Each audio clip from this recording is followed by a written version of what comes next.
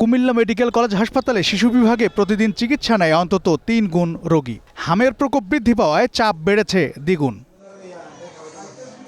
৩টি আইসোলেশন কক্ষে শয্যা দেওয়ার পরও রোগীর ঠাঁই হচ্ছে মেঝে ও বারান্দায়। আরও ছিল, কিছুক্ষণ আগে চলে গেছে, আরও গাছাগাছি ছিল। সমস্যা মানে অপরিষ্কার। এখন তো আপনার পরিষ্কার পরিচ্ছন্ন যত রাখা যায় এত বাচ্চারা ভালো থাকে।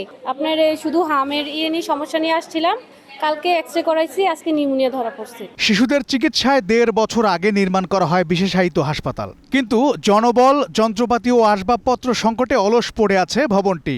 ওখানে যদি সেবা কার্যক্রমটা চালু হতো তাহলে তো অন্যান্য যে রিকোয়ারমেন্ট ফার্নিচার বা যন্ত্রপাতি এগুলো আস্তে আস্তে প্রকিউরমেন্ট করা যেত, তাহলে এতদিনে হয়তো সেবা কার্যক্রমটা ভালোভাবেই চালু হয়ে যেত।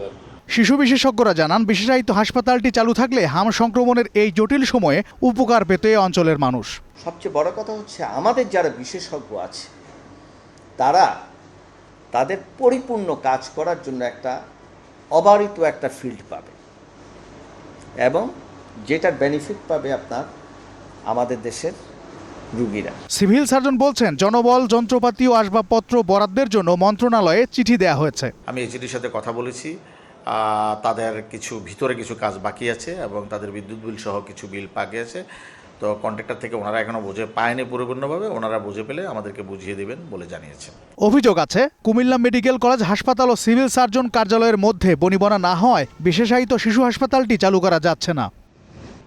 জাফর আহমেদ শিমুল, গ্রিন নিউজ ডেস্ক।